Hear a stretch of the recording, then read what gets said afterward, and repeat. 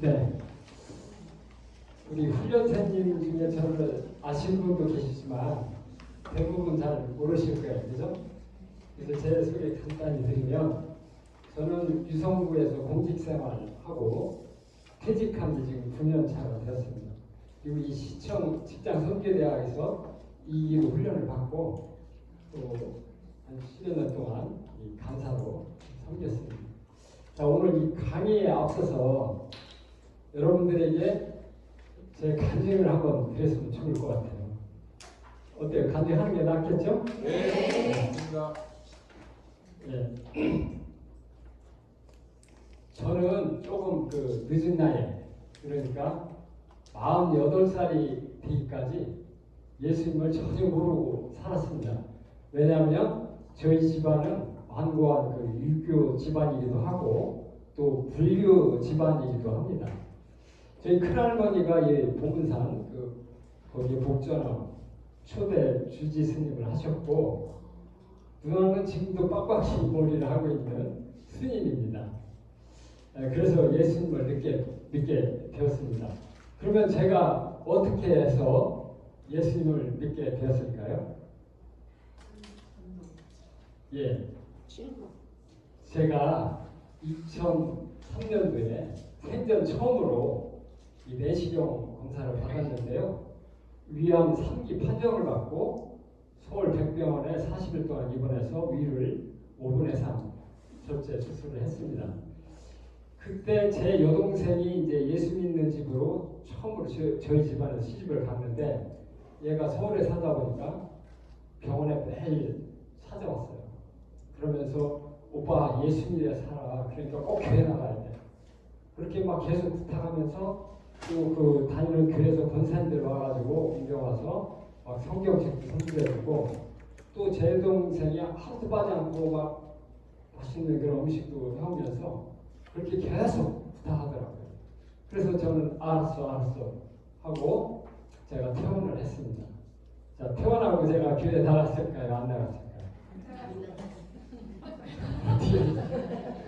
교회를 안 나가고 누나가 절에 있으니까 절에 찾아가서 많은 돈을 들여서 천도제를 지냈습니다.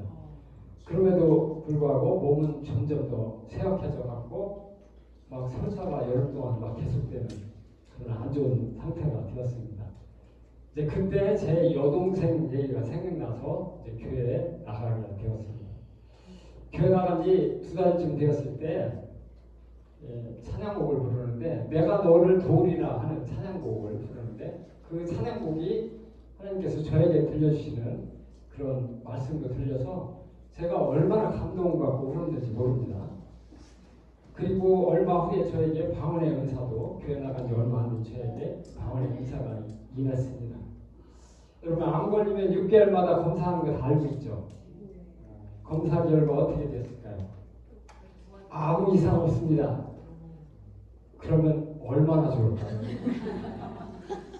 이 검사 결과 간과 림프절에 전이되었고 복수가 보인다는 그런 판정을 받게 됩니다. 그래서 다시 병원에 재입원을 하게 되었는데요.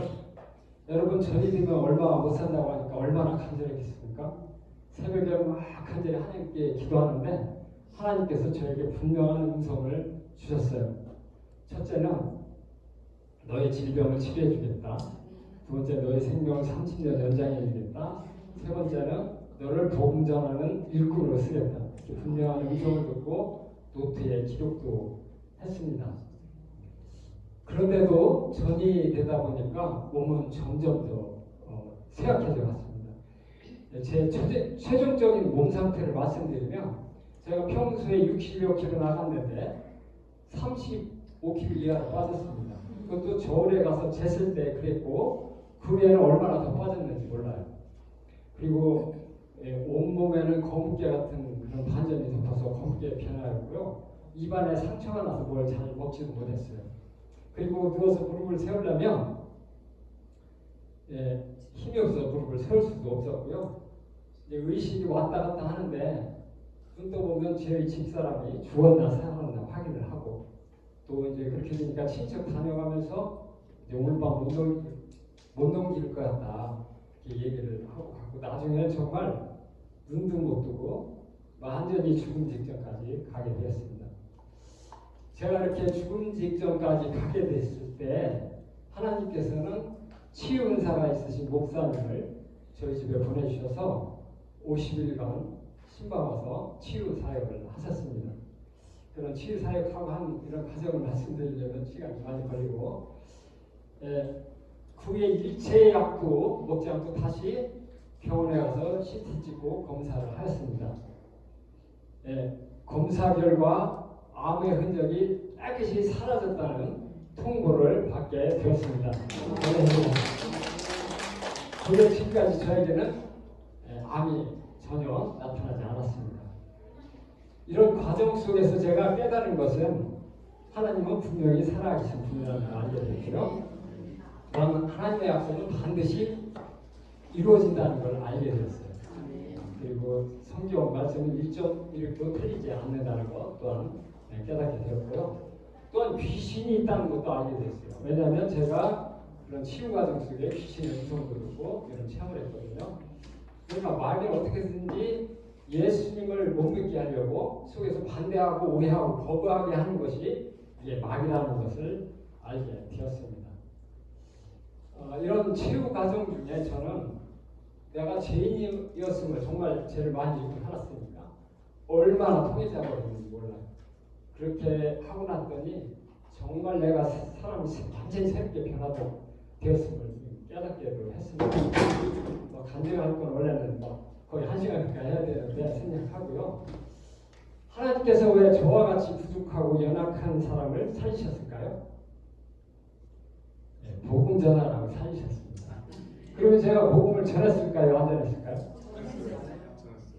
저는 어딜 가나 복음을 전하고 있습니다. 그러니까 시장에서 뭐 사든지 은행에서 뭐 돈을 찾을 때도 뭐 버스를 타든지 아니면 뭐 어디 가서 누굴 만나든지 기회가 되면 다 복음을 전하고 있는데요. 저는 낯선 사람에게 전화가 와도 예를 들어서 뭐 그 보험, 자동차 보험 뭐 이런 거 전화 오면 그 나서 제가 복음을 전합니다. 그리고 특별한 일 없으면 저는 이렇게 매일 복음 전하러 나갑니다. 그런데 여러분 제가 처음부터 복음을 잘 전했을까요? 저도 처음에는 전도 방법을 몰라서 간증 위주로 살아계신 하나님을 전하였습니다. 그 간증 위주로 전한 사례를 말씀드리면 뭐 개별적으로 만나서 내가 이런 체험에 가서 하나님 살아계시다는 걸 전하기도 했지만 2010년도에 공직자 통합매일, 지방공무원도 통합매일 생긴 거 알고 있죠? 이때 제가 그 지방공무원 13만 명에게 다 이 간증을 보냈어요. 이거를 한 번에 이렇게 다 보낸 게 아니고요. 하루에 한 200명까지 통제가 돼서 그러니까 꽤 오랜 시간 보냈죠. 이 뭐 매일 보냈다고 다 읽지는 않았다고 보고요. 한 뭐 30분 정도 읽었을 것이다 이렇게 생각을 하고 있는데 메일을 보냈더니 막 이런 거 보내지 말라고 막 핍박하고 막 욕하는 그런 답장도 오고 또 그런데 이게 사실인가 해서 확인하는 전화도 오더라고요. 그리고 나서 이제 그 다음 해가 되었는데 2011년도에 제가 다니던 중학교에서 처음으로 동문 주소록이 발간된 거예요. 아 그럼 여기도 보내야 되겠네. 그래가지고 동문들에게도 간증문을 다 해서 보냈습니다. 6편 보내고. 그런데 놀랍게도 그 다음 해가 되니까 이거는 고등학교에서 또 처음으로 발간된 거예요. 11년도에. 그것도 안 보낼 수 없잖아요. 다 보냈습니다. 이렇게 간증 위주로 살아계신 하나님을 전하다가 제가 2013년도에 이 직장선교대학 훈련을 받게 됐어요. 그래서 이제 훈련을 받고 나다 보니까 그때부터는 이제 사역리로 복음을 전하기 시작했습니다. 제가 예전에 노원일동에서 동장으로 근무할 때 이 훈련을 받았거든요. 그런데 동장을 하다 보니까 사람들을 많이 만나게 되더라고요. 그래서 이제 그때 훈련도 받고 했으니까 막 만난 사람들에게 엄청 복음을 전했겠죠. 그랬는데 얼마나 전했는지 소문이 구청까지 퍼져가지고 구청에서 그래서 자체 행정국장이 내려와서 경고까지 주고 가더라고요. 그럼에도 저는 복음을 전했습니다. 왜냐하면 이게 주민한테 해줄 수 있는 최고 좋은 거잖아요. 그래서 막 그냥 복음을 전했는데, 그리고 나서 제가 발령받은 곳이 유성 보건소예요. 보건소 갔더니 거기는 정규직 직원도 있지만 뭐 무기계약직도 엄청 많더라고요. 뭐 기간제 근로자, 뭐 공인인원 포함해서 직원들이 많은데, 저는 보건소장을 포함해서 전 직원에게 다 사용되는 복음을 전했습니다. 그런데 제가 어떻게 전했냐면, 직원들 한 명씩 불렀어요. 조금 방으로 불러서, 나는 이제 퇴직도 얼마 안 남은 사람이다. 근데 내가 당신한테 이 이야기 안 해주고 가면 평생 해야 할 것 같으니까 전해준 거다. 들어봐라. 10분만 들어보면 당신에게 최고 좋은 선물이 된다. 그러면서 이제 사용료로 다 전했죠. 그런데 보건소에 근무할 때 보니까 하나님 보건소에 보낸 목적도 있더라고요. 가보니까 전도하기 좋은 친구들이 있어요. 그게 누군지 아세요?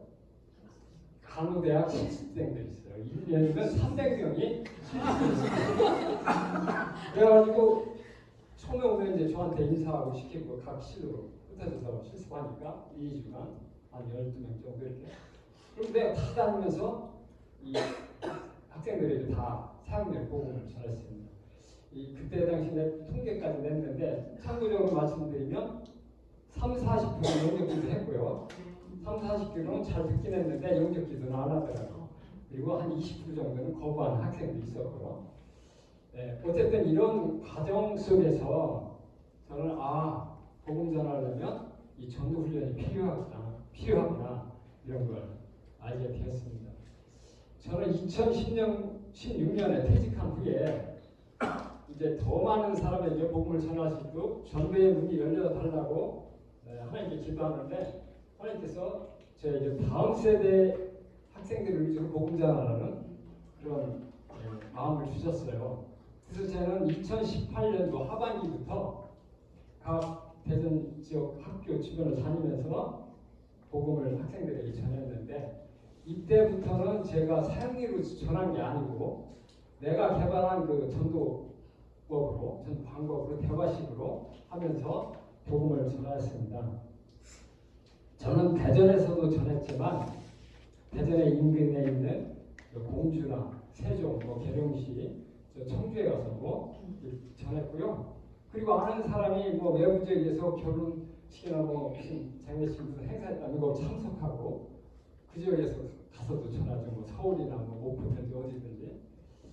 그래서 한동안 제가 복음 전하는 그 기도 제목이 500명 이상이었거든요. 그 2018년부터는 1000명 이상이 복음을 전해달라고 기도를 했는데, 그 후로 제가 복음을 몇 명 정도 전했을 것 같아요. 1년에 몇 명 정도 전했을 것 같아요. 그럼 누가 맞춰주세요? 800명? 아니면 1000명? 아니면 1200명? 아니면 1500명? 네? 1500명이요? 1500명의 그 앞에 숫자를 다 더한 숫자, 아마 그 정도로 이렇게 전했더라고요. 저는 코로나 시기에도 쉬지 않고 계속 나가서 전했습니다. 그럼에도 저는 전혀 코로나에 걸리지도 않았습니다. 그거는 하나님의 은혜로 하나님의 인도하심이 있었다고 저는 생각을 합니다. 제가 이렇게 간증한 것은 여러분 모두 성령 충만한 가운데 복음을 많이 전하시며 주님이 기쁘시게 하는 여러분 되시기를 바라면서 간증 마치고요. 자, 이제 지금까지 간증한 내용 제가 잠깐 사진을 좀 보여드리면, 이건 제 40대 암 걸리기 전과 후의 사진이에요.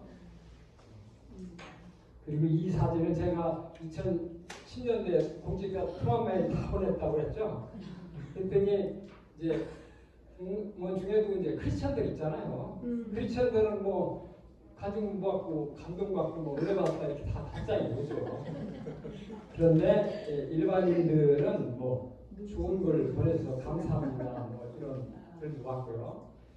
그런데 안티 기독교인들 있잖아요. 반기독교인들 뭐라고 한지 알아요?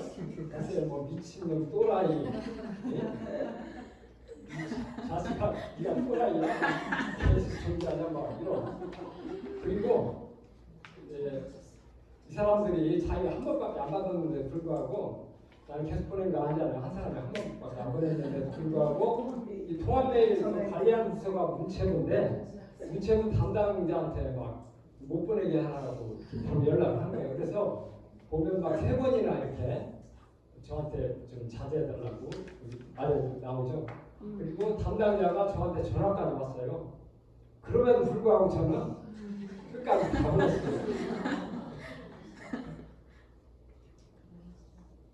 그리고 이거는 이제 그 다음에 중학교에서 동문 주소록이 나오면서 이렇게 간증문을 4페이지를 이렇게 해서 다 보냈습니다. 그리고 나서 그 다음에 이제 고등학교도 해서 이렇게 다 보냈는데요. 저는 이걸 안 믿는 자들에게 살아계신 하나님을 알리기 위해 이렇게 보내기도 했지만 저는 그 믿는 친구 중에 저 문경원 친구가 있었거든요. 거기 보면 뭐라고 나요? 너만 예수 믿고 너만 천국 가고 나는 예수 나한테 전도 안 했냐 이런 내용도 넣은 거는 크리스천들이 전도 좀 많이 하라고 이런 내용이 있는 것도 같습니다.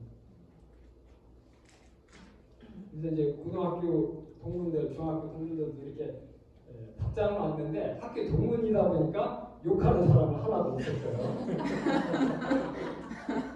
그리고 제가 2013년도에 이제 시청에서 훈련받고 시청에서 간사로 섬기고 나서 세종이 이제 직선대가 개설되면서 세종청사에서 한 3년 섬기기도 했고 또 그 후에 대덕연 무단지 또 옥천 또 충북도청 여기서도 간사로 섬겼고요. 그리고 이거는 제가 이제 보건소에 근무할 때 퇴직할 때 한 여직원이 저에게 편지를 써준 거예요. 근데 이 여직원이 그때 내 전 직원들한테 사형리 복음전했다고 했잖아요. 거기 나하고 기억이 나는 게 뭐냐면 뭐 등산 같이 같은 것도 기억나지만 영접기도 받았대. 영접기도 받았다는 거죠. 그리고 메스트 부세 같은 거 기억난다고 편지를 저한테 썼더라고요. 그리고 저는 이제 사형리를 가지고도 복음을 전했지만 아래 화면은 저게 대화 방식으로 전화하는 거예요. 그리고 우측의 아래 사진은 어디 같아요, 저희가? 예식장에서 그 안내원에게 복음을 전했어요. 그랬더니 이 여직원이 얼마나 기뻐 듣는 것 같지 않아요? 네. 아주 잘 듣는 사람들이 잘 들어요.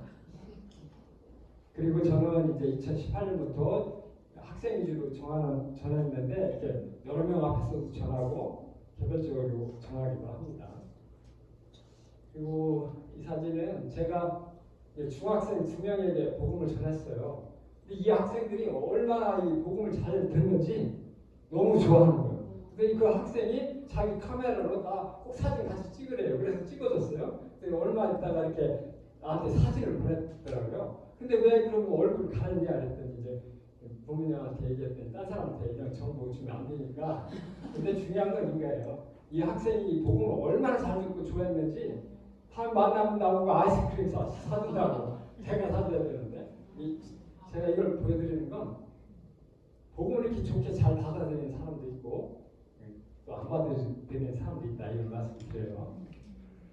그리고 저는 이 밴드나 카톡이나 뭐 단체나 개별적으로 이제 막 다 이걸 보내요. 그러면 부활절의 의미도 이게 내가 만든 건데 이걸 막 다 안 믿는 자들에게 보내요.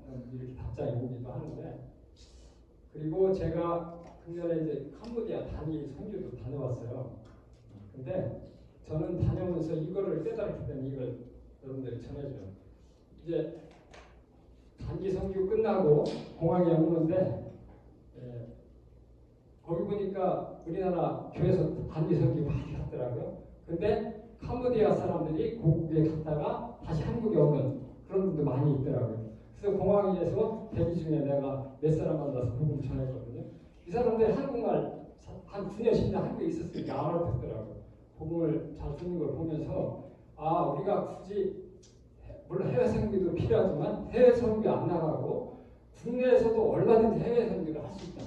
우리나라에 지금 200만 명이 넘는 외국인이 와서 있다고 하잖아요. 그래서 국내에서도 이렇게 해외 선교 얼마든지 할 수 있다. 이런 말씀드립니다. 자, 이번 누구일까요? 네? 빡빡이 머리 누나, 우리 누나요. 정말 저는 안타깝습니다. 그래서 여러분들 시간 되면 우리 누나를 위해서 기도해 주시고요. 그런데 스님이나 제가 좋은 게 하나는 있어요. 왜냐면 전도하다 보면 불교인들 많이 만나거든요. 그러면 우리 누나도 스님이야. 하나님 주시스님 하면 이 사람들이 다 얘기를 들어요. 너 석가모니를 왜 부처님이라고 하는데 아니냐 막 이러면서 복음을 전하면 잘 듣고, 그리고 끝나고 나서 제가 핸드폰에서 누나 사진 딱 갖고 가는 거 다 보내줘요. 그러면 오 정말이네요. 그렇게 해서 이게 많이 도움도 되게 자, 시상 마치고 이제 강의해야겠죠. 자, 오늘 강의는 훈련 선교사의 역할입니다. 훈련 선교사를 여러분 간사라고 하는 거 다 알고 있죠? 네. 그러니까 훈련 선교사의 역할은 뭔지 알아보도록 하겠습니다.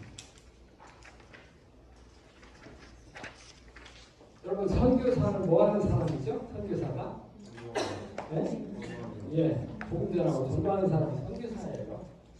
그래서 훈련 선교사의 역할은 성도들을 주님의 제자, 그러니까 선교사로 양육하는 것이 훈련 선교사의 역할입니다. 그러면 여러분 어떻게 해야 주님의 제자로 선교사로 잘 양육할 수 있을까요? 아마 여러분 개별적으로 제자 삼는 일은 현실적으로 어려울 겁니다.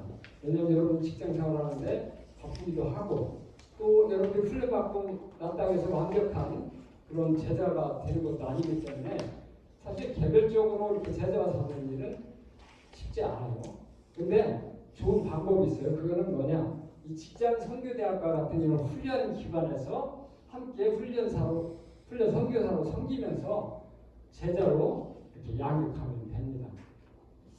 근데 훈련 선생님들 이거 알고 계시죠? 여러분들 이제 상당히까지 훈련 마치고 나면 여러분들이 훈련 선교사로 세워지는 거 알고 있죠?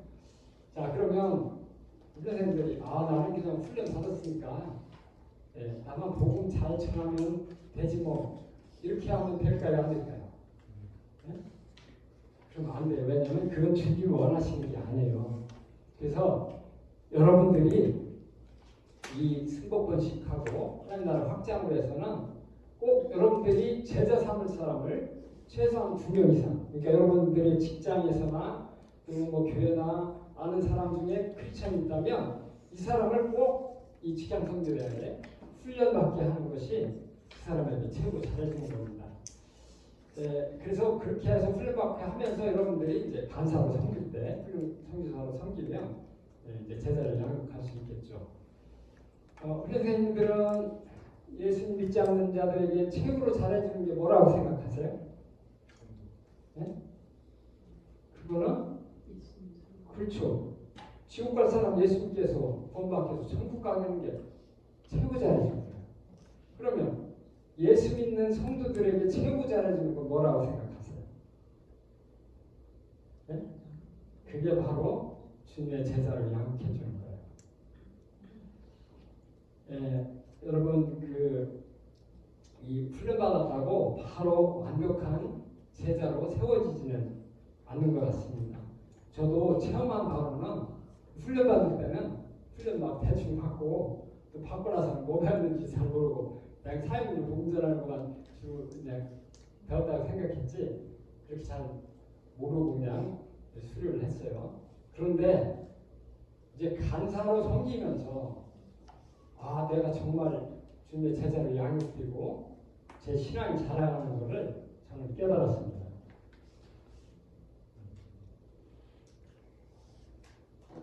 그래서 훈련 선교사라고 해서 완벽한 사람은 없습니다. 그래서 훈련 선교사는 훈련생 위에 군림하려고 하지 말고 훈련생과 더불어 함께 배우는 사람이다. 이렇게 생각하고 함께 훈련을 하면 됩니다. 우리를 자라나게 하시고 사용하신 분은 누구시죠? 하나님이세요. 그래서 우리는 하나님만 바라보고 원하시는 그런 일을 행하며 나아가면 됩니다. 자, 우리 훈련생님이나 훈련 선교사나 모두가 하나님께 쓰임받는 도구입니다. 도구는 뭐죠? 어떤 연장과 같은 게 도구잖아요. 도구는 목적에 맞게 사용을 해야 돼요. 예를 들어서 이 마이크를 가지고 밭에 가서 뭐 호미를 쓴다 그러면 이거 잘못된 거죠. 그래서 이 도구는 그 목적에 맞게 사용해야 되는데요. 여러분 도구, 우리가 도구라고 했는데 하나님께 쓰임받는 도구 어떤 도구일까요? 어떤 도구인 것 같아요? 우리는 복음 전하는 그런 도구 역할을 해야 돼요. 그래서 우리는 선교하는 도구이기 때문에 우리의 정체성이나 목표, 방향성이 아주 중요합니다. 그러니까 엉뚱한 일 하려고 하지 말고 오직 예수 그리스도가 교육훈련의 모든 것이 되어야 될 줄로 믿습니다. 그래서 하나님을 의지하고 성령 충만을 가운데 주님의 인도하심 따라 주님의 뜻을 이루는 것이 훈련 선교사의 역할이다. 주님 뜻을 이루려면 복음 전하는 선교사로 세워서 함께 복음을 전하는 것이 훈련 선교사의 역할이다. 여러분 다 이해하셨죠? 네. 지금까지 훈련 선교사의 중요 내용을 설명을 드렸습니다. 지금부터는 선교사의 전도 유료, 전도 방법을 여러분들에게 전해주려고 합니다. 이것이 훈련 선교사가 알아야 할 중요한 내용이라고 저는 생각을 합니다. 사실 이 강의하면 제가 각 교회 가서 간증하고 또 전도 집회에 쓰려고 나온 강의 아니에요. 제가 복음을 많이 전하다 보니까 사역 경험이 많이 있습니다. 이것을 이 시간 여러분과 함께 나누고자 합니다. 근데 이제 이게 강의할 내용이 많아서 끝까지 다 하려면 시간이 걸리니까 책임 간사님은 끝나기 5분 전에 저에게 사인을 보내주시면 제가 5분 이내에 마무리하도록 하겠습니다.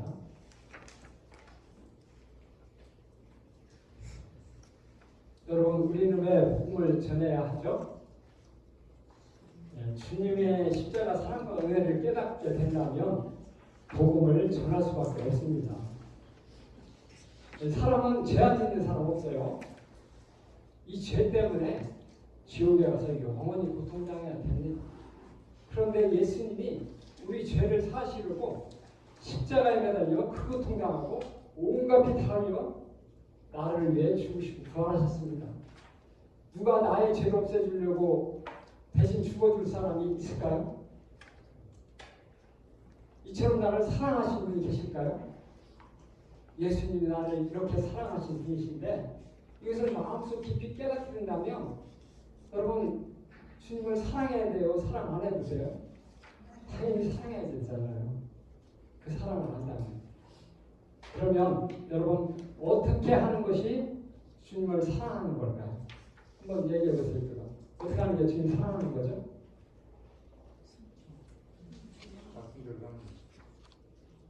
주님이 기뻐하시는 예, 주님이 분명히 말씀하고 계시잖아요. 나를 사랑하는 자는 어떤 자가 나를 사랑하는 자냐?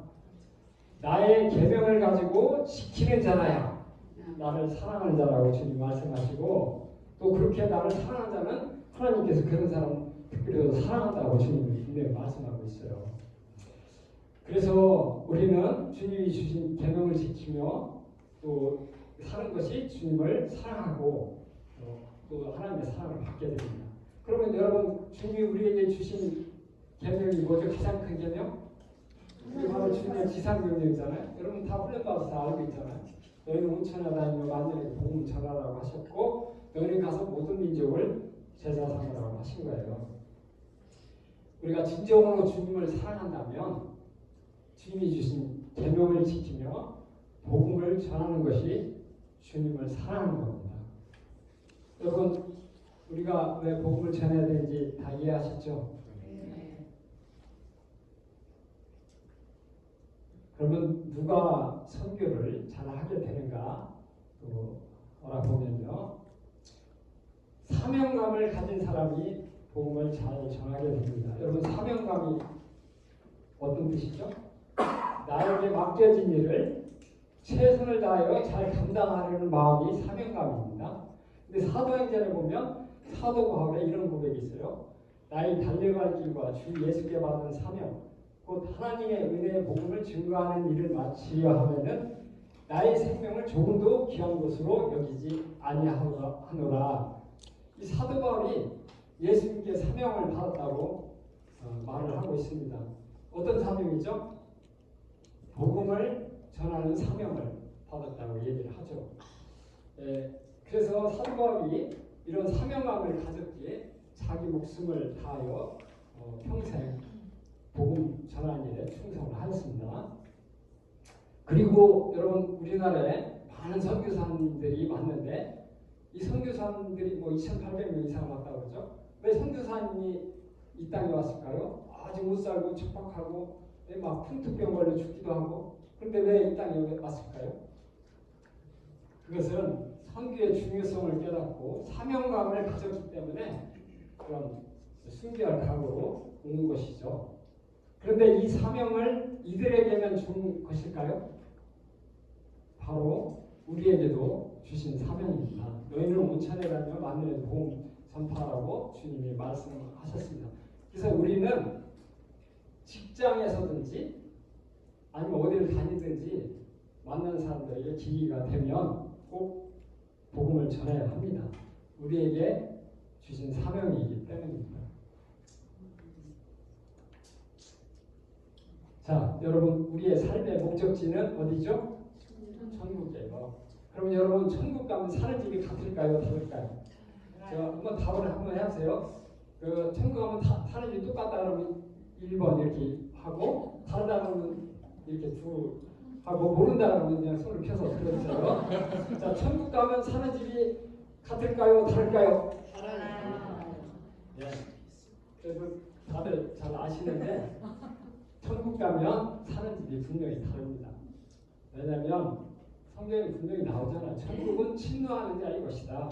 큰 자도 있고 작은 자가 있다고 말씀하시고 네가 행한 대로 상급 주신다고 분명히 말씀하고 계십니다. 그러면 여러분, 천국에 가서 상급을 받고 잘 살려면 어떻게 해요? 하나님 말씀에 순종하며 살아야 돼요. 하나님이 하라는 건 하고 하지 말라는 건 하지 말아야 됩니다. 자, 그러면 하나님이 원하시는 일은 무엇일까요? 사람을 구원하는 일과 선과 의를 행하는 일이 하나님이 원하시는 일이에요. 여러분들은 하나님께서 아까 기도도 하시지만 여러분들 머리털 몇 개까지 이제 세고 계신 거 알고 계시죠? 그리고 여러분들의 하는 행위를 다 기록하고 계십니다. 그래서 여러분, 왜 고등학교 3학년 되면 막 학생들이 공부를 죽을 똥 살똥 막 열심히 하죠? 왜 그렇게 하죠? 좋은 대학 가서 좋은 직장 얻고 이 세상 갱년 잘 살라고 하는 거예요. 그러면 우리가 천국 가서 살려면 우리는 오직 예수 그리스도 사나 죽으나 주님을 위해 살겠다고 결심하고 하나님 나라를 위해 충성된 일꾼되게 하려는 기도를 하면서 하나님 말씀에 순종하며 살아야 될 줄로 믿습니다. 자, 지금부터는 저의 그 전도 요령 이걸 나눠 드리려고 합니다. 자, 이 전도는요, 처음에는 어려워도 하면 할수록 잘할 수 있어요. 대부분 크리스천들이 복음 전하려면 굉장히 어렵게 생각을 합니다. 그런데 여러분, 화면에 그린 악기가 나오죠? 저 악기를 여러분들한테 갖다 주면서 한번 연주해 보세요. 그러면 잘할 수 있어요? 한 번도 안 다루고 전혀 못하겠죠. 그런데 어때요? 저걸 어떻게 연주하는지 방법 배우고 나서 계속 연습하고 반복해서 하면 어떻게 돼요? 나중에 아주 자연스럽게 잘하죠. 오늘 찬양할 때 저 기타 치고 피아노 반주하는 사람 얼마나 잘해요? 이것처럼 이 처음에는 서툴고 어려워도 전도는 하면 할수록 자신감도 얻게 되고 자연스럽게 복음을 전할 수가 있습니다. 아셨죠? 그 두 번째는 어떤 마음으로 복음을 전해야 하는가.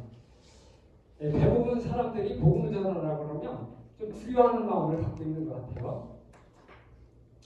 그런데 두려워하는 마음은 하나님이 주신 마음은 아니에요. 이거는 마귀가 주는 마음이라고 생각하시면 됩니다. 하나님이 주시는 말씀 성경에 나오죠. 두려운 마음이 아니고 능력과 사랑과 절제하는 마음이라고 말씀하고 있습니다. 그래서 이 두려워할 게 아닙니다. 여러분 선물 줄 때 어떤 마음으로 선물 갖다 주세요? 기쁘고 즐거운 마음으로 주세요? 아니면 두렵고 떨리는 마음으로 갖다 주세요? 예를 들어서 몇백만 원짜리 선물을 아는 사람에게 갖다 준다 그러면 이 사람이 얼마나 기뻐하고 즐거워할까 이런 마음을 가지고 갖다 주잖아요. 그러면 여러분 복음은 얼마짜리일까요? 이거는 세상 그 어떤 것과 비교할 수 없는 이건 미천억보다 더한 선물이 바로 복음이에요. 그런데 왜 이런 귀한 선물 주는데 두렵고 떨리는 마음 갖고 전하려고 하세요? 네? 전도는 상대를 사기치거나 해치려고 하는 게 절대 아닙니다. 그래서 전도는 한 영혼을 사랑하기에 선물 주는 마음으로 기쁘고 담대히 전하면 된다. 아셨죠? 네. 세 번째는 언제 어디서 누구에게나 복음을 전하려면 어떻게 하냐. 이 답은 다 알고 있죠. 때를 얻든지 못 얻든지 언제 어디서나 만민에게 복음을 전파하라고 말씀하셨기 때문에 저도 이제 말씀을 보면서 나는 때를 얻든지 언제 어디서든지 누굴 만나든지 이제 복음을 전해야겠다 이렇게 결심하고 복음을 전했습니다.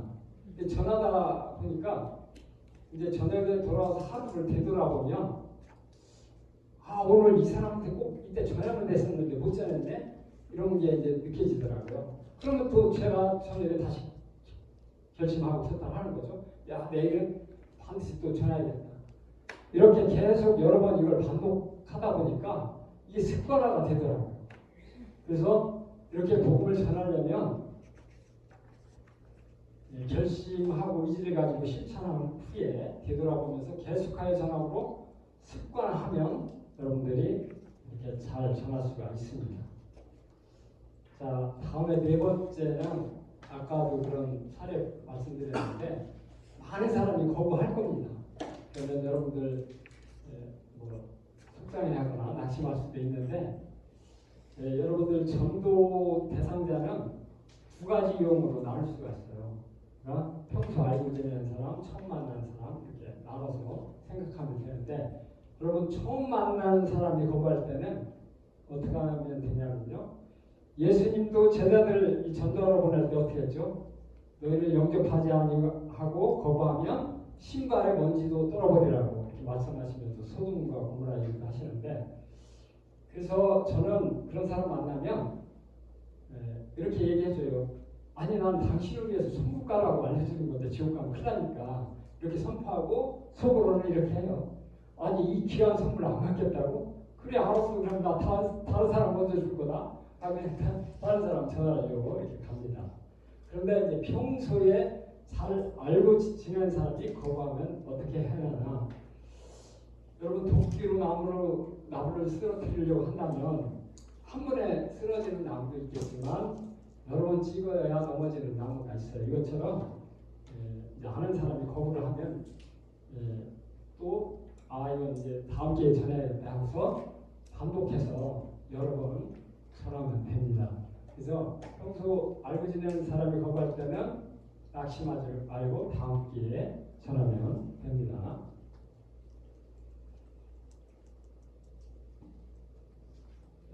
그런데 거부하는 사람을 넘어서 또 전도하다 보면 막 욕하고 핍박하는 자들 있어요. 이런 사람 만나면 또 어떻게 해야 되느냐. 저도 이제 전도를 많이 하다 보니까 막 처음에는 다투기도 하고 상처받기도 하고 그랬거든요. 그런데 하나님 말씀을 보고 저는 깨달았어요. 주님이 뭐라고 그랬죠? 나를 인하여 너희를 욕하고 거짓으로 거슬러 모든 악한 말을 할 때는 너희에게 복이 있나니 기뻐하고 즐거워하라. 하늘에 너의 상이 크리라. 이 말씀을 이제 보고 깨달아서 상처받을 것이 아니라 기뻐하고 즐거워해야겠다 이렇게 생각을 하고요. 왜 그렇게 생각하냐면 왜냐하면 나한테 상 받게 해주었으니까 얼마나 고마운 사람이에요.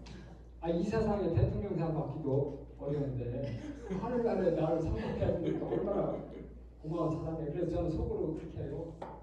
옛날에는 막 상처받고 그랬다가 요즘은 그런 사람 만나면 속으로 아이고 고마워 하면서 그냥 그 사람을 기도하면서 따르는 것으로 이동을 합니다. 그래서 핍박하는 자 만나면 나를 상받게 한 사람이 기뻐하고 즐거우며 그를 위해 기도하고 다른 곳으로 이동하면 됩니다. 자, 이제 참고사항으로 이거 하나 말씀드리면, 여러분 전도하는데 경찰에 신고한다면 어떻게 해야 되나? 여러분 전도는 불법이 아니라는 거 다 알고 있죠? 네? 전도는 절대 불법이 아닙니다.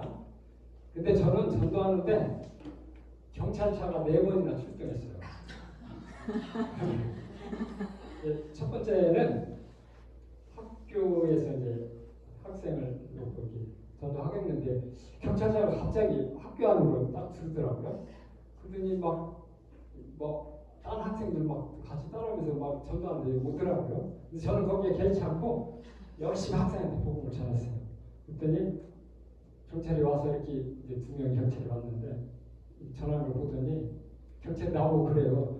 인상이 참 좋으시네요. 그랬더니 경찰 친구에서 나왔다고 하면서 제 전화번호 이름 적고 이제 그만하고 좀 갔으면 좋겠다. 그래서 알았다. 그래서 이제 나오면서 경찰한테 물었어요. 혹시 경찰은 교회 다니십니까? 교회 안 다니라고 하더라고요. 그럼 왜 교회 다니는지 아세요? 그러면서 이제 전도하면서 쭉 나오라 했더니 경찰이 우리 바빠서 빨리 가니라고 하면서 그냥 차 타고 가더라고요. 이 2번째도 그렇게 아무 문제 없이 끝났고요. 3번째는 경찰차가 2대나 출동했어요. 좀 복잡한 상황이었지만 그러더니 경찰이 학생한테 가서 뭐라고 이렇게 물어보더니 저한테 과태료를 딱 끊어주는 거예요. 그러니까 5만 원짜리 과태료를 끊는데 이게 뭐냐고 그랬더니 경범죄라고 하더라고요. 그래서 이제 그럼 경범죄가 뭔가 이렇게 봤더니 이거예요. 앞에 보면 불안감 조성을 저한테 적용할 건데 몹시 거칠게 겁을 주는 말이나 행동으로 다른 사람을 불안하게 하거나 귀찮고 불쾌하게 한 사람, 이게 이제 경범죄에 해당되는 거예요. 그게 뭐 여러 가지 있는데 경범죄마다 뭐 3만 원, 5만 원, 뭐 8만 원 다 달라요. 근데 여러분 복음 전하면서 누가 막 몹시 거칠게 겁을 주며 이런 말 하면 전도하는 사람 있을까요? 예를 들어서 막 쇠파이프 가지고 너 때려 죽일 거야 이렇게 막 겁을 주고 하면 이런 사람은 당연히 여기에 해당이 되겠죠. 근데 여러분 누가 전도하는데 이렇게 전도하는 사람이 있겠어요? 근데 경찰이 신고가 들으니까 이거 안 믿는 사람 중에는 반기독교인들이 이거 어디다 적용할까 생각해가지고 여기다 적용한 거예요. 그러니까 뭐냐면 아주 어린 아이들한테 지옥 얘기를 하면 애들이 불안해한다는 거죠. 사실 애들 지옥 얘기도 불안한 것도 아니거든요. 근데 여기다 애가 들어서 그러니까 경찰이 출동하고 사람들이 막 모여들으니까 애가 더 불안한 거죠. 그래서 이제 4번째 또 경찰이 출동했어요. 그래서 경찰이 학생을 됐다고 물어봤어요. 또 얘기 듣고 불안하지 않았어요. 그러니까 학생이 너무 좋은 얘기 들어서 좋았는데요. 그러니까 경찰이 딱 좀 못 걸고 그냥 가더라고요. 어쨌든 전도는 절대 불법이 아닙니다. 그래서 근데 어느 마을에서는 이 전도했는데 경찰이 출동했다. 그분은 일체 복음을 안 전한다고 하더라고요. 그러면 안 됩니다. 절대 문제가 안 되는 거고 지혜롭게 하면 얼마든지 적응할 수 있어요. 자, 전도 요령을 지금까지 했는데 5가지 이게 아주 중요한 얘기이기 때문에 여러분 제가 질문하면 아래 파랑씨 함께 답을 해주시기 바랍니다. 자, 첫째, 전도는 처음에는 어려워도 악기를 다루시하면 할수록 잘할 수 있다. 어떤 마음으로 복음을 전해야 합니까? 선물 주는 마음으로 기쁘고 담대하게 전하면 된다.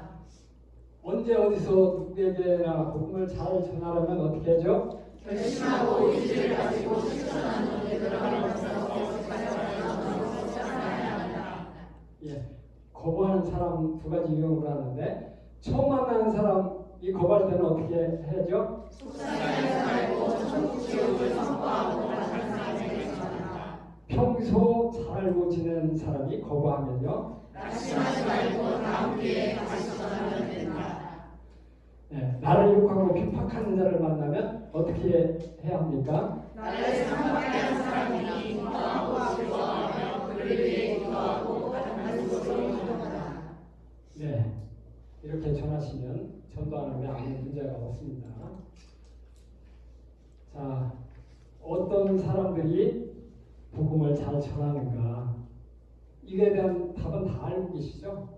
응? 젊은 사람들은 그래도 학생들은 복음을 잘 받아들여요. 근데 나이가 먹을수록 사람들은 거부 반응이 아주 심합니다. 왜 나이 먹을수록 거부 반응이 심할까요? 그거는 세상의 악에 물들다 보니까 그렇게 거부하게 된 거예요. 그거는 악한 영들이 그렇게 거부하게 만들죠. 자, 그러면 젊은 세대에게만 복음 전하라고 복음 전해야 되고 나이 먹은 사람은 복음 전하면 안 되냐? 저는 그것은 아닙니다. 제가 오늘 아파트 단지에 가서 복음 전하는데 한 노인이 나이 드신 연세 드신 분이 지팡이 들고 산책하다가 벤치에 앉더라고요. 그래서 제가 옆에 가서 앉아가지고 이분에게 복음을 전했어요. 그때 이분이 그렇게 연세가 많음에도 불구하고 영접 기도까지 하더라고요. 네, 그래서 나이 드신 분이든 어쨌든 기회가 되면 여러분 복음 꼭 전해야 되고요. 다만 젊은 세대에게 복음을 전하면 좋은 것은 잘 받아들일 뿐만 아니라 다음 세대가 부흥되고 그를 통해 또 그 부모에게도 복음을 전할 수 있기 때문입니다. 내 친구도 교회 안 다니다가 딸이 먼저 중학교 때 이제 교회를 다녀가지고 그 엄마 아빠한테 얘기해서 지금 그 친구는 교회 다니고 있거든요. 그래서 잠언 말씀에도 마땅히 행할 길을 아이에게 가르치라. 그리하면 늙어서도 지킨다고 잠언 말씀에도 나옵니다. 그래서 어려서부터 이렇게 복음을 전하는 것이 참 중요하다는 걸 말씀을 드립니다. 제가 이 전도하다 보면 정말 다양한 사람을 만나요. 그러니까 잘 받아들이고 영접하는 사람도 있고 좋은 이야기 해주셔서 고맙습니다 하는 사람도 있고 대충 있거나 잘 받아들이지 않는 사람도 있고요. 막 다 듣고 나서 막 중간에 나는 안 믿으니까 그만하라고 이렇게 거부하는 사람도 있고 또 다 듣고 나서 어디 가서 막 마음이 탑을 깨치면 그만하는 사람도 있고 또 막 경비실이나 그 경찰에 신고하는 학생들도 있고요. 또 전도하면 아니 왜 다른 사람들 전도하면 사교와 관계없는데 그래요? 막 애들 전도 못하게 와서 방해하는 그런 분들 많이 있고 또 막 저는 욕하고 핍박하는 사람도 많이 만났고요. 근데 복음을 잘 듣고 있는 학생을 또 막 전도 못하게 끌고 가는 학생들도 있어요. 어떤 학생들이 되게 저런 일을 할까요? 일반 교회 다니는 학생들이 그래요. 왜 그런지 아세요? 교회에서 뭘 배워요? 막 이단 신천지 이런 거 조심하라고. 내가 이단인 줄 알고. 그럼 딱 들어보고 이게 진짜 예수님을 전하고 있는 복음인가 이걸 배웠는데 오히려 믿는 학생들이 방해하는 경우가 있어요. 그리고 복음을 들은 학생이 내 얘기 듣고 너무 고맙다고 딴 학생들 막 데리고 와요. 야 할아버지 얘기 들어야 된다. 정말 다양한 학생이 있어요.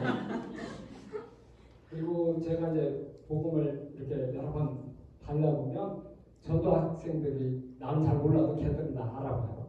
그러면 인사하면 내가 나 만났었구나 그러면서 너 나한테 무슨 얘기 들었지? 그러면 어떤 학생은 교회 나가서 예수 믿어야 천국 간다고 얘기 들었어요. 뭐 이렇게 얘기하는 학생도 있고 글쎄 무슨 말 들었는지 모르겠어요 하는 학생도 있고요. 저는 막 교회 안 나갈 거예요. 이거 뭐 농담을 하는지 모르지만 그런 학생도 있고 전에 이제 얘기 복음을 길게 듣는 학생들도 있고 궁금한 거 질문하고 다시 복음 듣는 학생도 있고 또 이제 복음 듣기 싫으니까 멀리 피하는 학생도 물론 있죠. 그리고 어떤 학생은 이렇게 딱 그러더라고요. 할아버지 말 듣고 지금 친구 따라 교회 나가고 있어요? 이런 학생도 있어요. 그래서 우리는 믿든 안 믿든 우리는 전하면 됩니다. 그래서 여러분 이 직장 선교대학에서 아주 잘하는 게 바로 이거 가르치는 것 같아요. 성공교육은 전부 다 알고 계시죠? 네. 성공의 능력 안에서 예수를 전하고 그 결과는 하나님께 맡기는 것이다. 그러니까 그들이 우리는 길가밭인지 자갈밭인지 옥토밭인지 우리는 알 수 없어요. 우리는 그냥 전하면 우리 역할을 다 하는 거예요. 그렇게 알고 전하시면 됩니다. 자, 여러분 그 전도 대상자를 어떻게 전도해야 되느냐? 일단 두 가지 유형으로 나눠서 여러분들이 전도를 해야 돼요. 잘 알고 지내는 사람 이걸 관계 전도라고 하죠. 그리고 잘 모르는 사람한테 전도하는 걸 노방 전도라고 하죠. 그래서 이렇게 구분이 필요해요. 자, 그러면 평소 잘 알고 지내는 사람 이런 사람에게는 어떻게 전도해야 되는가에 대해서 설명할게요. 첫째는 성숙한 인격이 반드시 필요해요. 제가 교회에서 이 전도하다 보면 정말 다양한 사람 만나죠. 그럼 어떤 어른들은 그렇게 해요. 제 얘기 듣다가 자기는 교회 절대 안 나가야겠다. 아니 그럼 왜 교회를 안 나가신다고 하죠? 그럼 이분이 그런 얘기를 해요. 교회 다니는 사람한테 막 상처를 받거나 피해받거나 안 좋은 모습 보고 자기는 그래서 절대 교회 안 나가겠다고 해요. 제가 얼마 전에 그 약수대에서 물을 뜨는 할머니가 있어서 전도를 했더니 이 할머니가 잘 듣긴 하던데 여기다 기부서 같은 걸 했어요. 뭐 이렇게. 그래서 왜 이걸 했습니까? 그랬더니 자기 그 옆집에 권사님들이 사는데 자기를 때려서 이렇게 됐다고 해요. 그리고 막 어떤 사람 또 얘기했더니 막 권사님이 자기 막 물건을 훔쳐가는 것 같아요. 어떻게 재수 있는 사람인데 그럴 수 있어요. 이렇게 이 잘못된 인격은 그런 사람들 때문에 안 나간다고 하잖아요. 이거는 정말 공전하게 방해가 돼요. 실족해 하는 사람은 차라리 연장맥을 메고 빠져 죽는 게 낫다고 하잖아요. 그래서 반드시 성숙한 인격이 관계전도에서는 매우 중요하다. 여러분들이 이렇게 알면 좋겠고요.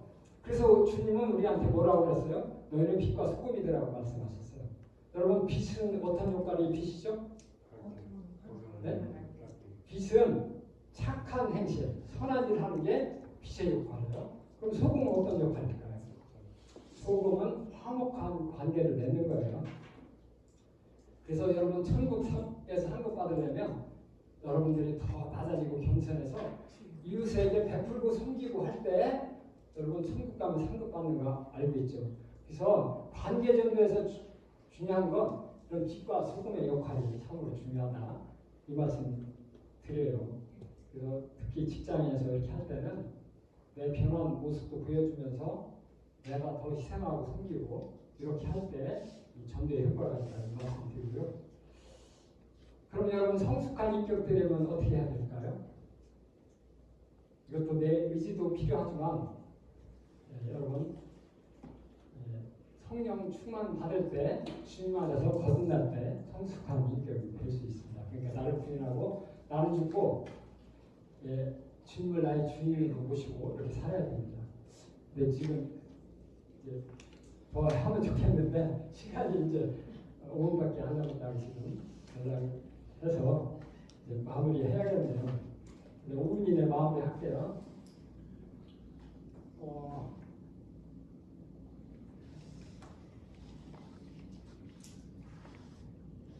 제가 이제 잘 아는 사람과 모르는 사람 전도 방법도 설명하려고 했고요. 이제 교육 훈련이 필요한 이유, 또 교육 훈련 받으면 어떻게 해야 되나, 또 각자 전도 방법 연구하고 개발해서 연습해도 얼마든지 훈련 안 받고도 이것도 할 수 있다. 그 말씀 드리려고 했던 거고요. 복음의 핵심 내용은 여러분 다 아시죠? 그리고 예수 믿지 않는 이유는 뭐 저런 것 때문에 안 믿는데 그래서 복음 전하는 꼭 필요한 내용들 이런 것이다. 그리고 전도 방법도 이제 만들 수가 있는데 질문하면서 전도법 만들면 됩니다. 그래서 제가 만든 최고 좋은 선물 전도법인데 그걸 여러분들 이 시간에 이제 알려주려고 했는데 시간이 없으니까 저는 이렇게 왜 예수님 그 핵심 내용은 왜 예수가 그리스도인지 예수님이 십자가 피를 죽어서 우리 죄사함 얻고 이제 천국간다 이거를 전하면 되는데 저는 이렇게 전해요.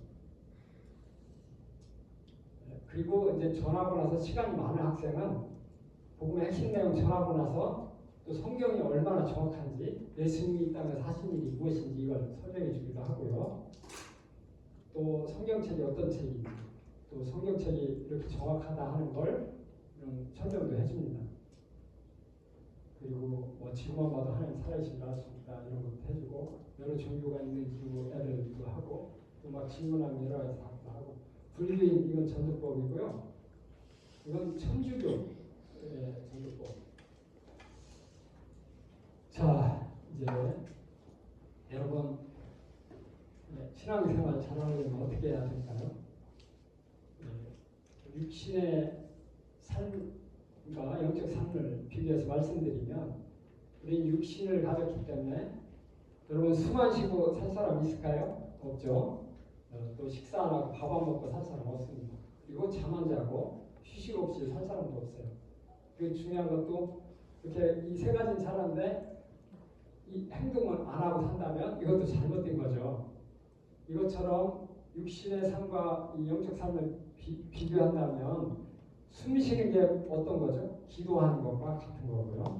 그리고 식사하는 게 하나님 말씀 먹는 말씀 읽고 하는 거고요. 그리고 잠자고 휴식하는 걸 예배와 양육하는 거로 본다고 하면 행동하는 걸 선교로 하고 그렇게 생각을 하셔야 됩니다. 그런데 여러분 어떤 사람이 숨도 잘 쉬고 식사도 잘하고 잠도 잘 자는데 하루 종일 안 움직이고 누워만 있는 사람이 있다고 생각해 보세요. 그 사람이 정상적인 사람일까요? 비정상적인 사람이죠. 이것처럼 우리가 신앙생활, 영적 생활을 잘 하려고 그러면 기도와 말씀과 예배도 반드시 필요하지만 대부분 크리스찬들이 이 세 가지만 하면 잘하는 줄 알고 있어요. 근데 전도를 안 한다는 것은 그렇게 행동 안 하고 사는 것과 같다. 그래서 균형 잡힌 신앙생활을 하려면 반드시 기도와 말씀과 예배와 전도가 필요하다는 걸 여러분들에게 말씀을 드립니다. 자, 이제 마무리하면요. 우리 삶의 목적지가 어디라고 했죠? 천국입니다. 그러면 여러분은 이 세상 100년을 잘 살고 싶으세요? 아니면 영원한 하늘나라 천국까지 잘 살고 싶으세요? 당연히 천국까지 잘 살아야겠죠. 그러면 여러분 죽음 앞에 섰을 때 무엇이 후회될까요? 저도 죽음 앞에 섰을 때 내가 정말 세상에 더 출세하고 돈 많이 벌고 막 이런 건 전혀 생각이 안 나더라고요. 오히려 내 주변 사람, 이웃, 가족들 이런 사람들에게 더 사랑하고 베풀고 살았어야 하는데 이게 후회된 거예요. 그래서 여러분 주님 앞에 섰을 때 후회 안 하려면 하나님 뜻 가운데 살아야 될 줄로 믿습니다. 하나님이 원하시는 건 아까 뭐라 그랬죠? 영혼 구원과 선과의를 행하는 일입니다. 그리고 우리의 삶의 목표는 예수 그리스도의 형상을 삼는 것이 되어야 될 줄로 믿습니다. 그러니까 날마다 나를 부인하고 나에게 주어진 십자가를 지고 예수님처럼 온유하고 겸손한 사람이 되어 주님을 본받아 살아야 될 줄로 믿습니다. 그리고 주님 말씀에 하나님 말씀에 순종하고 살 때 하나님을 기쁘시게 하는 삶이 될 줄로 믿습니다. 그래서 여러분 모두가 하는 날을 위해 크게 쓰임받는 여러분 되시기를 바라면서 기도하고 강의 마치도록 하겠습니다. 하나님 아버지 거룩하신 주님을 찬양을 합니다. 이 시간 하나님이 원하시는 영혼군을 위해 어떻게 복음을 전하면 되는가에 대하여 함께 나누었습니다. 주님 저희들 중심에 오셔서 예수 그리스도가 나의 전부가 되게 하여 주시고 복음이 나의 모든 것이 되게 하여 주옵소서. 완전히 성령님의 인도하심 따라 하나님이 원하시는 영원 구원과 선한 일과 어려운 일에 열매 맺는 저희들이 되게 하여 주옵소서.